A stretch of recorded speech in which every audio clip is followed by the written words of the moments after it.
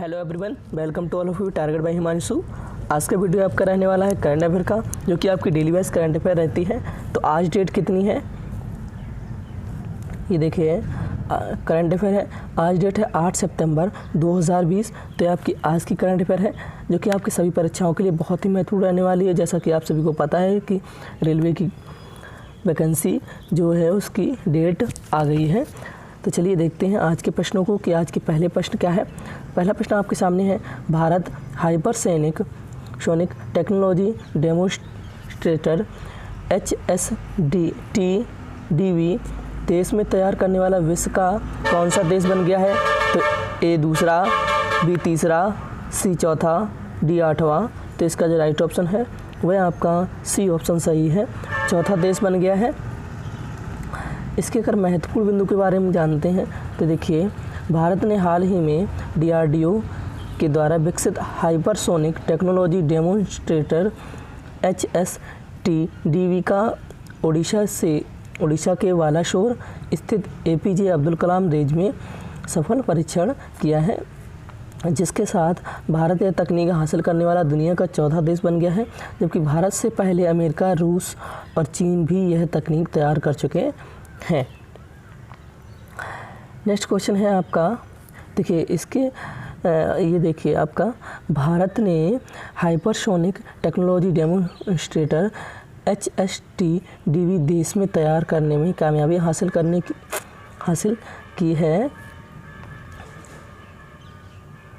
इस DRDO ने तैयार किया है, इसे क्या किया है? DRDO ने तैयार किया है। हम आपको भारत के मिसाइल प्रोग्राम के बारे में बता रहे हैं। तो चलिए देखते हैं। पहला प्रश्न आपका दिया है, हाइपरसोनिक टेक्नोलॉजी पर फरवरी 1949 से काम शुरू हुआ था। तब इसके दो स्टेज थे, पहला बम्पर रॉकेट और दूसरा आपका दिया है V2 फर्स्ट। नेक्स्ट पॉइंट आपका दिया है, 2016 में रूस ने इस तकनीक को हासिल कर लिया था। इसके बाद चीन और अमेरिका ने 2018 में यह तकनीक डेवलप कर ली। नेक्स्ट पॉइंट है आपका, DRDO ने भी अब तक यह तकनीकी देश में डेवलप कर ली है। उड़ीसा के बालासोर में HSTDV का टेस्ट कामयाब रहा। नेक्स्ट पॉइंट है आपका दिया है, इस तकनीक का इस्तेमाल कम लागत में सैटेलाइट और मिसाइल लॉन्च करने के लिए हो सकता है। इसके ज़रिए एयर डिफेंस सिस्टम को भी चमका दिया जा सकता है, एयर डिफेंस को भी। नेक्स्ट है आपका, इस तकनीकी से देश में ही हाइपरसोनिक मिसाइलें बनेंगी, जिसकी रफ्तार ध्वनि से 6 गुना ज़्यादा तेज़ होगी। यह रफ्तार 12,251 किलोमीटर घंटा यानी 3.40 किलोमीटर प्रति सेकेंड होगी। नेक्स्ट है आपका पॉइंट, देखिए, हाइपरसोनिक मिसाइल हमले से ठीक पहले अपना रास्ता बदल सकती है। हमले से पहले क्या है? रास्ता बदल देगी, इसलिए इसे निशाना बनाना किसी भी मिसाइल डिफेंस सिस्टम के लिए मुमकिन नहीं है। नेक्स्ट पॉइंट आपका दिया है, हाइपरसोनिक मिसाइल 2000 किलो वजन वाला परमाणु हथियार ले जा सकती है और 6000 किलोमीटर दूर के टारगेट को हिट कर सकती है। 6000 किलोमीटर, मेन पॉइंट देखिए, 6000 किलोमीटर को टारगेट हिट कर सकती है। नेक्स्ट पॉइंट आपका दिया है, देखिए यह मिसाइल 2000 डिग्री सेल्सियस तक टेम्परेचर सहन कर सकती है।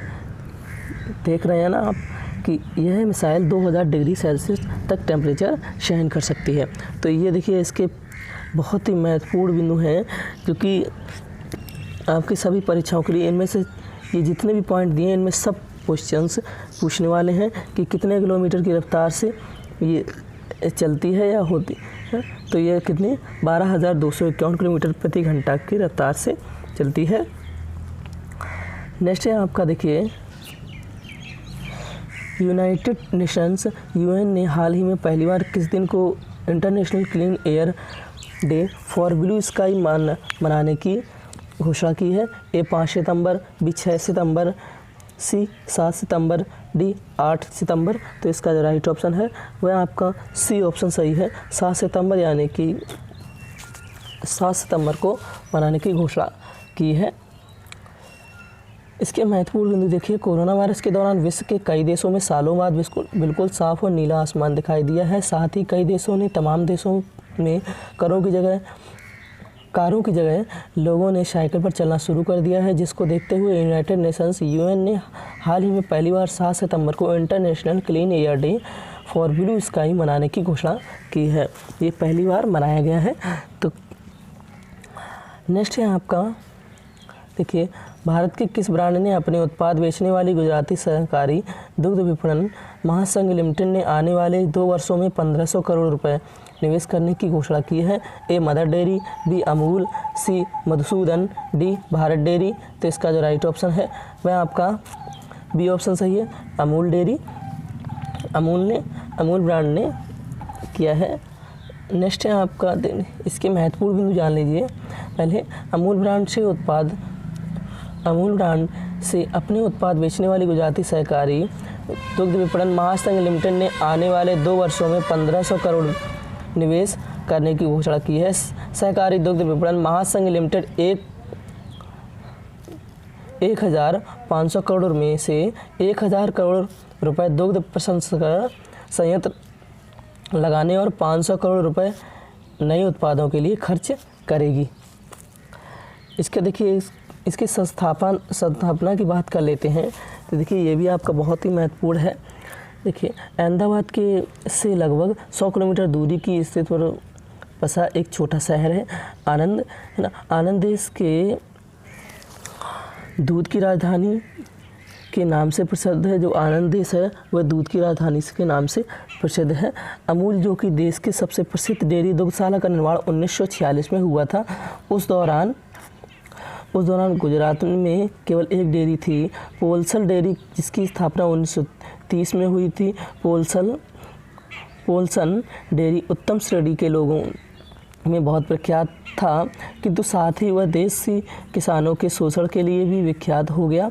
राष्ट्रीय नेता श्री सरदार पटेल ने कुछ उत्तेजित किसानों के साथ इसके खिलाफ नॉन कॉरपोरेशन आंदोलन शुरू कर दिया। इसके परिणामस्वरूप देखिए, 14 दिसंबर 1946 में अमूल इंडिया की स्थापना हुई। आरंभ में वह बगैर किसी निश्चित वितरित नेटवर्क के वह केवल दुग्ध एवं उसकी अन्य उत्पादों की आपूर्ति करते हैं। इसकी शुरुआत केवल 2 संस्थानों और सिर्फ 247 लीटर दूध के साथ हुई थी। तो इसकी देखिए संस्थापना इसमें भी आपके काफ़ी सारे प्रश्न बन सकते हैं। तो इसका निर्माण कब हुआ था? तो इसका निर्माण होता है 1946 में। पहली बार देखिए, अहमदाबाद से कितने किलोमीटर दूर है? तो ये 100 किलोमीटर दूर है। जो गांव है, छोटा सा शहर। इसके राष्ट्रीय नेता कौन थे? इसके राष्ट्रीय नेता ने देखिए सरदार वल्लभ भाई पटेल या सरदार पटेल ने इसकी परिणाम स्वरूप देखिए स्थापना कब हुई? परिणाम स्वरूप जब स्थापना हुई तो वही हुई 14 दिसंबर 1946 में इसकी स्थापना हुई। तो इस तरह से आपके काफ़ी सारे प्रश्न बन सकते हैं इससे। नेक्स्ट क्वेश्चन है आपका, 8 सितंबर को विश्व भर में कौन सा दिवस मनाया जाता है? ए अंतर्राष्ट्रीय साक्षरता दिवस, बी अंतर्राष्ट्रीय विज्ञान दिवस, सी अंतर्राष्ट्रीय महिला सुरक्षा दिवस, डी अंतर्राष्ट्रीय सहयोग दिवस। तो इसका जो राइट ऑप्शन है वह आपका ए ऑप्शन सही है, अंतर्राष्ट्रीय साक्षरता दिवस। नेक्स्ट क्वेश्चन है आपका, इसके महत्वपूर्ण बिंदु जान लीजिए। 8 सितंबर को विश्व भर में अंतर्राष्ट्रीय साक्षरता दिवस इंटरनेशनल लिटरेसी डे मनाया जाता है। इस दिवस को 17 नवंबर 1965 को यूनेस्को में मनाने की घोषणा की थी। इस दिवस का मुख्य उद्देश्य समाज के विभिन्न समुदायों और व्यक्तियों को साक्षरता के महत्व के बारे में बताना है, साथ ही उसके बढ़ाने की प्रकृति पर जोर देना है। नेक्स्ट है आपका, इनमें से किस क्रिकेट बोर्ड के क्रिकेट समिति के अध्यक्ष पूर्व टेस्ट स्पिनर इकबाल कासिम ने अपने पद से इस्तीफा दे दिया है? A Sri Lanka cricket board, B Bangladesh cricket board, C Pakistan cricket board, D Afghanistan cricket board. तो इसका जो राइट ऑप्शन है वो आपका सी ऑप्शन सही है, पाकिस्तान क्रिकेट बोर्ड। इसके महत्वपूर्ण बिंदु के बारे में जान लीजिए। तो देखिए, पाकिस्तान की क्रिकेट समिति के अध्यक्ष पूर्व टेस्ट स्पिनर इकबाल कासिम ने गंभीर आरोप के चलते अपने पद से इस्तीफा दे दिया है। उन्होंने पाकिस्तान की तरफ से 50 टेस्ट और 15 वनडे मैच खेले हैं। इकबाल कासिम ने कहा है कि वह एक बार स्टैंप अधिकारी के तौर पर काम नहीं कर सकते थे। नेक्स्ट क्वेश्चन है आपका, देखिए दुनिया के नंबर 1 टेनिस प्लेयर नोवाक जोकोविच 140 साल के इतिहास में डिस्क्वालीफाई होने वाले कौन से खिलाड़ी बन गए हैं? ए दूसरे, बी तीसरे, सी चौथे, डी पाँचवें। तो इसका जो राइट ऑप्शन है वह आपका बी ऑप्शन सही है, तीसरे खिलाड़ी बन गए हैं।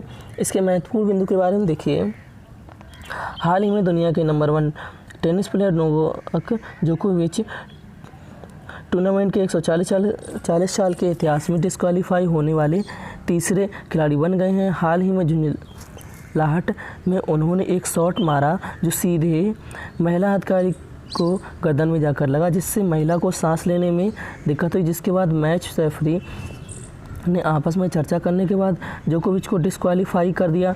यूएस ओपन के नियम के मुताबिक अगर कोई खिलाड़ी किसी ऑफिशियल या दर्शक को चोटिल करता है तो नतीजतन उस पर जुर्माना लगाने के साथ साथ ही उसे डिस्क्वालीफाई किया जाता है। नेक्स्ट है आपका, बार्सिलोना के स्टार अंसु फाती सबसे कम उम्र में इंटरनेशनल गोल करने वाले किस देश के युवा खिलाड़ी बन गए हैं? A France, B Spain, C Italy, D Brazil. तो इसका जो राइट ऑप्शन है वह आपका बी ऑप्शन सही है, स्पेन देश के युवा खिलाड़ी बन गए हैं।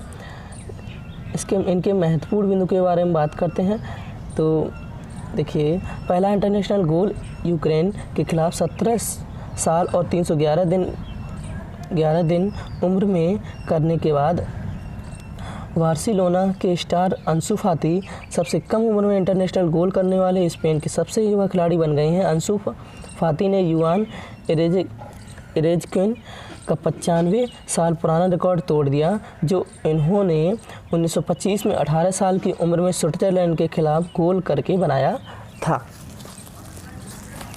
अब देखिए, स्पेन के बारे में हम बात कर लेते हैं। तो स्पेन के बारे में हम जानते हैं तो स्पेन की जो राजधानी है वह आपकी मद्रिद है। इसकी अगर राजभाषा की बात करें तो राजभाषा स्पेनी है। वहाँ के अगर राजा की बात करें तो जुआन कार्लोस स्पेन के राजा हैं। प्रधानमंत्री की बात करें तो मारियानो राहोय स्पेन के प्रधानमंत्री हैं। इसकी गठन की अगर बात करें तो गठन इसकी देखिए शाही एकता की गठन हुई थी उसकी 1516 ईस्वी में शाही एकता की गठन हुई थी। वास्तविक गठन जो हुआ था वह 1746 ईस्वी में इसका गठन हुआ था।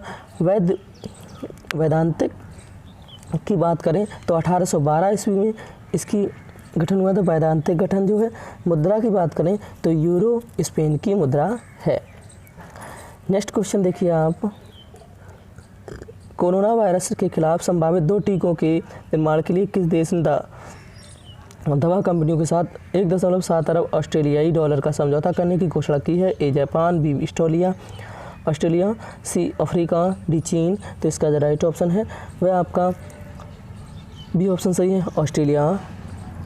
इसके महत्वपूर्ण बिंदु के बारे में जानते हैं तो ऑस्ट्रेलिया ने हाल ही में कोरोना वायरस के खिलाफ संभावित 2 टीकों के निर्माण और आपूर्ति के लिए दवा कंपनियों 1.7 अरब ऑस्ट्रेलियाई डॉलर का समझौता करने की घोषणा की है, जिसके तहत ब्रिटेन का ऑक्सफोर्ड विश्वविद्यालय और एस्ट्राजेनेका, साथ ही ऑस्ट्रेलिया का क्वींसलैंड विश्वविद्यालय और CSIL 2.6 करोड़ ऑस्ट्रेलियाई लोगों के लिए टीके की 8.48 करोड़ खुराक मुहैया कराएगा। अब देखिए, ऑस्ट्रेलिया की कुछ एक महत्वपूर्ण बिंदु के बारे में जान लेते हैं। तो ऑस्ट्रेलिया की जो राजधानी है वह कैनबरा है। इसका सबसे बड़ा जो नगर की बात करें तो सबसे बड़ा नगर ऑस्ट्रेलिया का सिडनी है। राष्ट्रीय भाषा की बात करें तो राष्ट्रीय भाषा ऑस्ट्रेलिया की इंग्लिश है। इसकी सरकार की बात करें तो सरकार में देखिए, सम्राट जो हैं वो एलिजाबेथ द्वितीय हैं। इसके ऑस्ट्रेलिया के गवर्नर जनरल की बात करें तो क्विंटीन ब्राइस जो है ऑस्ट्रेलिया के गवर्नर जनरल हैं। प्रधानमंत्री की बात करते हैं स्कॉट मॉरिसन ऑस्ट्रेलिया के प्रधानमंत्री हैं। ब्रिटेन से स्वतंत्रता की बात करें, इसकी ब्रिटेन से स्वतंत्रता कब हुई थी? तो देखिए, इसका संविधान जो लिखा गया था वह 1 जनवरी 1901 में लिखा गया था। वेस्टमिंस्टर की संबंधी जो है वह 11 दिसंबर 1931 में थी।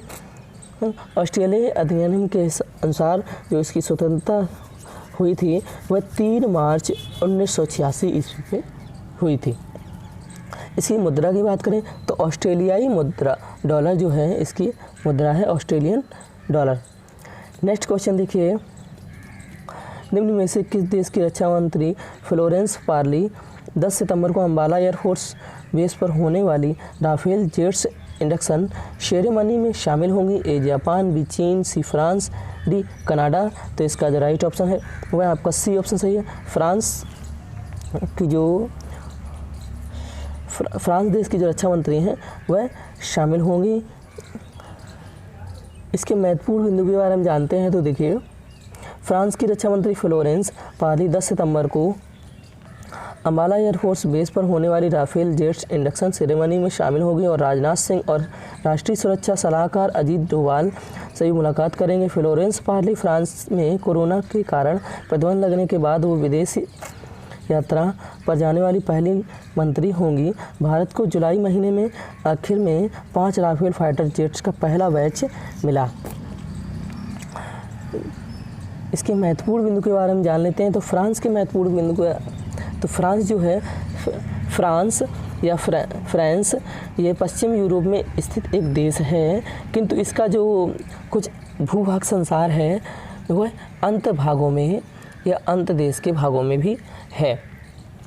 इसकी राजधानी की बात करें तो इसकी राजधानी है पेरिस। इसके राष्ट्रपति की बात करें तो एमानुएल मैक्रोन फ्रांस के राष्ट्रपति हैं। प्रधानमंत्री की बात करें तो एडवर्ड फिलिप जो हैं फ्रांस के प्रधानमंत्री हैं। अब इसकी गठन की बात कर लेते हैं तो इसके देखिए, वेरदून संधि जो इसकी हुई थी वह 843 ईस्वी में हुई थी। फ्रांसीसी क्रांति जो हुई थी वह 1781 ईस्वी में हुई थी।